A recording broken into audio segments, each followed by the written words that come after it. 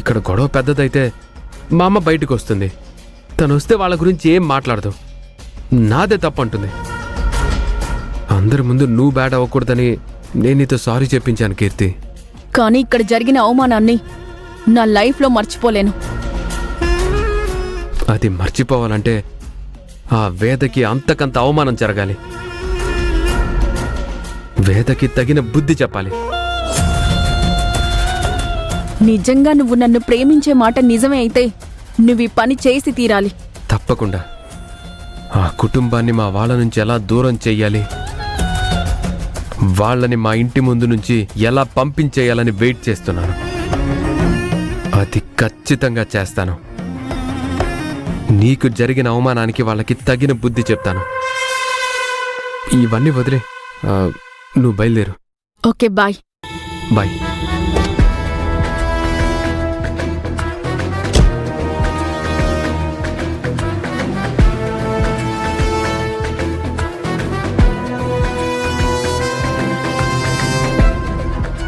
ఆ అమ్మాయికి నీకు ఉన్నది కేవలం ఫ్రెండ్షిప్పేనా?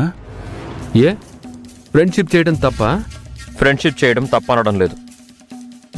ఎలాంటి వాళ్ళతో ఫ్రెండ్షిప్ చేయాలనేది నువ్వే ఆలోచించుకోవాలి. ఆ చైర్మన్ వాళ్ళకి అత్తయ్య వాళ్ళకి గొడవలు ఉన్న విషయం నీకు తెలుసు కదా. ఇప్పుడు వాళ్ళు పైకి మారిపోయినట్టుగా మంచి వాళ్ళగా నటిస్తున్నారు, కానీ వాళ్ళు నువ్వు అనుకున్నంత మంచి వాళ్ళైతే కాదు. నీ మంచి కోరుకునే వాళ్ళని దగ్గర పెట్టుకోవాలి, కానీ చెడు చేద్దామనే ఆలోచన ఉండే వాళ్ళని ఎప్పటికీ దగ్గరికి రానివ్వకూడదు విష్ణు. ఓహో, అయితే కీర్తి వాళ్ళ పేరెంట్స్ మంచి వాళ్ళు కాదన్నమాట. నా మంచి కోరుకునే వాళ్ళు కాదన్నమాట. మరి నా మంచి కోరుకునే వాళ్ళు ఎవరున్నారు ఇక్కడ? అలా అంటావేంట్రా విష్ణు? మేమంతా ఉన్నాం కదా. అది మీరు చెప్పాలి. అంటే నీ మంచి కోరుకునే వాళ్ళు ఇక్కడ ఎవరూ లేరా? అత్తయ్య, మావయ్య? వాళ్ళ విషయం పక్కన పెట్టు. వాళ్ళు నన్ను కన్నారు కాబట్టి నన్ను ప్రేమిస్తారు, కోపం అనిపించినా భరిస్తారు. వాళ్ళు కాకుండా నా మంచి కోరుకునే వాళ్ళు ఎవరిక్కడ? అవసరాల కోసం ఉండేవాళ్ళు ఒకరు, గతి లేకుండేవాళ్ళు ఒకరు. విష్ణు అరవకంచి. మా నాన్న అరిస్తేనే నేను భయపడను, ఇంకా నీకు భయపడతాను అనుకుంటున్నావా? కీర్తి నాకు ఫ్రెండ్, వాళ్ళ పేరెంట్స్ కూడా నాకు బాగా కావాల్సిన వాళ్ళు.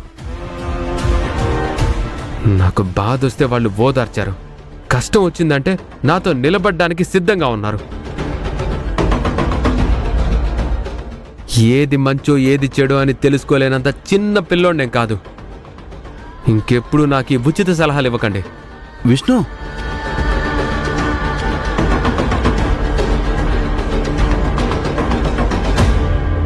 చూసావరాలుడు ఎలా మారిపోయాడో?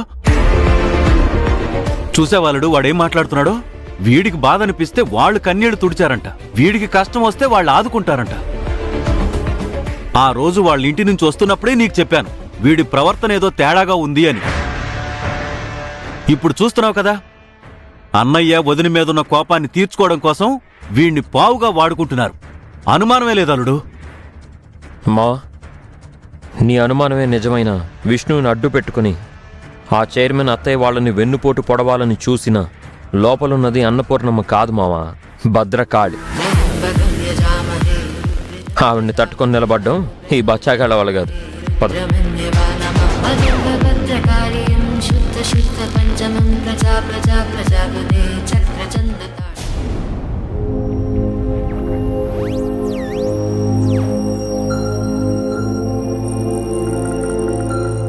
ఏంటండి ఇందాకటి నుంచి అలా తిరుగుతున్నారు?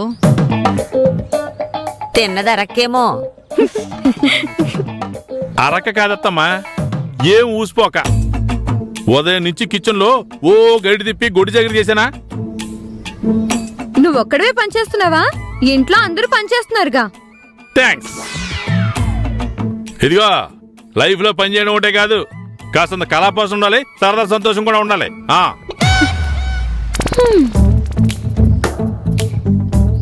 ఇప్పుడు ఏమైంది బావా? చేతులు లాగేస్తున్నాయి అంజీ. పేకాడదామంటే ఫ్రెండ్స్ ఎవరు లేరు. పోనీ ఏ చెట్టు కింద వెతుక్కుందామంటే డే ఎఫెక్ట్ కూడా కాదు.